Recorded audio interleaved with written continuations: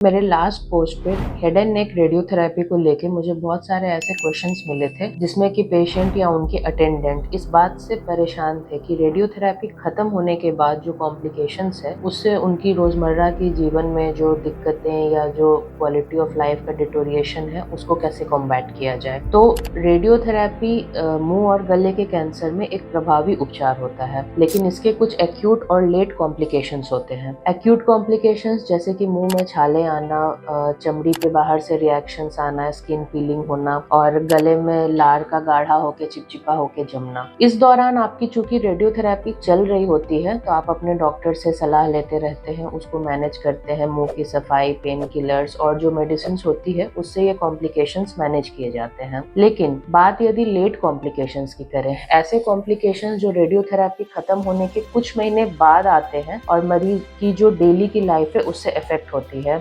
इसमें सबसे important complication है नेक फाइब्रोसिस। जब रेडियोथेरेपी होती है तो उससे मांसपेशियों में खिंचाव आता है, फाइब्रोसिस की स्थिति उत्पन्न होती है। ऐसा नहीं है कि ये रेडियोथेरेपी के साथ ही होती है। जब मरीज की सर्जरी होती है तो सर्जरी के बाद भी जो सूचर्स लगते हैं, जो डिसेक्शन होता है, उससे मांसपेशियों में खिंचाव आता है। यह समस्या रेडियोथेरेपी होने के बाद थोड़ी सी और बढ़ जाती है और इसके लिए अर्ली फिजियोथेरेपी एडवाइस की जाती है। जिन मरीजों में सर्जरी नहीं भी होती है और सीधे रेडियोथेरेपी भी दी जाती है, उनमें भी मसल फाइब्रोसिस की समस्या पाई जाती है। इसीलिए ट्रीटमेंट के शुरुआती दौर से नेक की फिजियोथेरेपी करने की सलाह दी जाती है, जो कि आपके हॉस्पिटल के जो फिजियोथेरेपिस्ट होंगे, या नहीं तो सिंपल गले का मूवमेंट दाएं बाएं ऊपर नीचे क्लॉकवाइज और एंटी क्लॉकवाइज, इसको 10-10 सेकंड के लिए दिन भर में 3 से 4 बार करने से नेक की मूवमेंट बनी रहती है। इसके अलावा मुंह खुलने में परेशानी, लोग अक्सर बोलते हैं कि मुंह कम खुलने लगा। यह समस्या फिर से फाइब्रोसिस की वजह से ही होती है।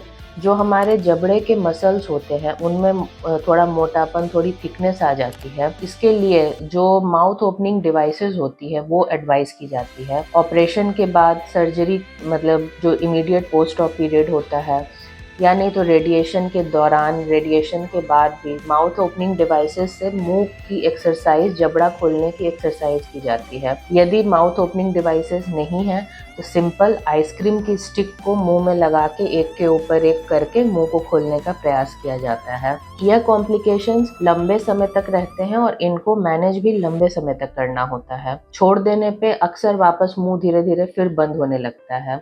इसीलिए कंटिन्यूअस फिजियोथेरेपी रिहैबिलिटेशन के लिए इस कॉम्प्लिकेशन की जरूरत पड़ती है। एक दूसरी समस्या जो बहुत आम तौर पे पाई जाती है, मरीज रेडिएशन खत्म होने के कुछ महीने, साल भर तक भी तीखा खाना नहीं खा पाते हैं और कड़ा या सॉलिड खाना खाने में उन्हें परेशानी होती है। इसका कारण है मुंह का सूखापन। रेडिएशन से जो थूक बनने वाली ग्रंथियां होती हैं, जो सलाइवरी ग्लैंड्स होते हैं, वो सूख जाती है, वो डैमेज हो जाती है। तो इसका रिकवरी टाइम लेता है। आपको सपोर्टिव केयर एडवाइस किया जाता है, लेकिन इसकी रिकवरी बहुत स्लो होती है। थूक यदि बनने भी लगे तो भी तीखा खाना के लिए थोड़ा इंटॉलरेंस रहता है, इसलिए एडवाइस किया जाता है कि तीखा खाना अवॉइड किया जाए। यदि कड़ा और सूखा खाना खाने में दिक्कत हो रही है तो खाने को हमेशा मुलायम करके लिया जाए, क्योंकि यदि थूक नहीं बन रही है, मुंह में सूखापन है, घोंटने में परेशानी है, तो वैसे में सूखा या कड़ा खाना खाने से तकलीफ भी होगी और हमारे जो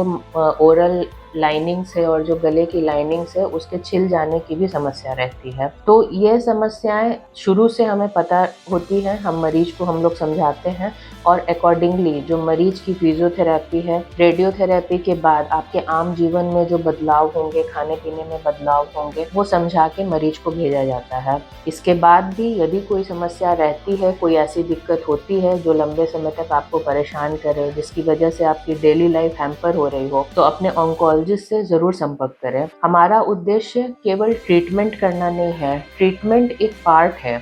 ट्रीटमेंट के बाद मरीज को उसके नॉर्मल लाइफ में एक क्वालिटी ऑफ लाइफ के साथ वापस रीस्टोर करना भी हमारे ट्रीटमेंट का पार्ट होता है।